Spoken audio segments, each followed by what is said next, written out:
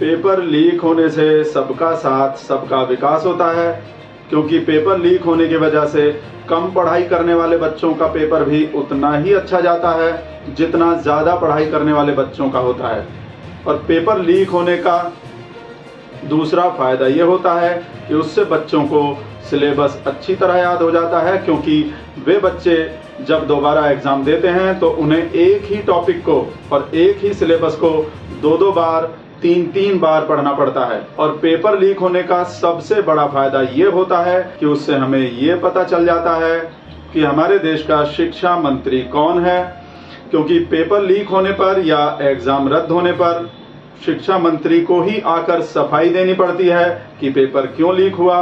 नहीं तो आप लोग ये जानते ही हैं कि परीक्षा पे चर्चा करने से लेकर स्कूल, कॉलेज और यूनिवर्सिटी के उद्घाटन तक सारा काम प्रधानमंत्री नरेंद्र मोदी ही करते हैं, और हमें ये पता ही नहीं चल पाता कि हमारे देश का शिक्षा मंत्री कौन है।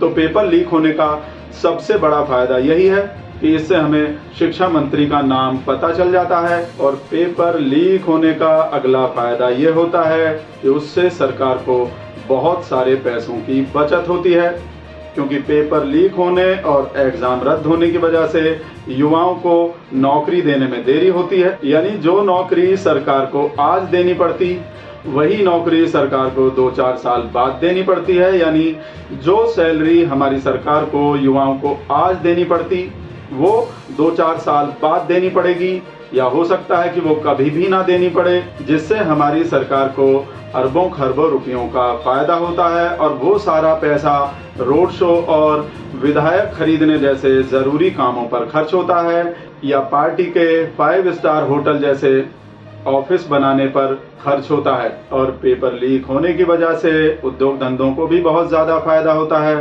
क्योंकि जब हर साल पेपर लीक होता है तो करोड़ों युवा नौकरी पाने की उम्मीद छोड़ देते हैं और अपना कोई बिजनेस शुरू कर देते हैं, जैसे पकौड़ा बेचना या चाय या सब्जी का ठेला लगाना। पेपर लीक होने से हमारे देश की अर्थव्यवस्था भी मजबूत होती है, क्योंकि पेपर लीक होने पर एक ही पेपर को 2 या 3 बार छापना पड़ता है, और प्रिंटिंग प्रेस उद्योग को उससे बहुत फायदा होता है, उसे बूम मिलता है। पेपर लीक होने और एग्ज़ाम रद्द होने पर बच्चों को 2 बार एग्ज़ाम सेंटर ले जाना पड़ता है, और साथ में उनके पेरेंट्स भी जाते हैं। ये बात आप जानते हैं। यानी कैब, ऑटो और ट्रेन को 2 बार भाड़ा देना पड़ता है, जिससे उनको फ़ायदा होता है, और पेट्रोल डीजल की बिक्री भी ज़्यादा होती है।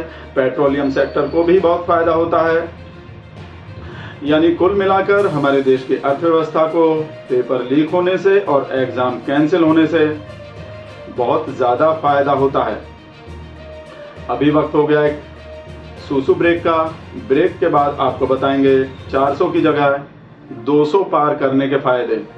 तो आप बिगड़े रहिए ब्लैक नहीं व्हाइट लाइट के साथ, और देखते रहिए चार्ट तक।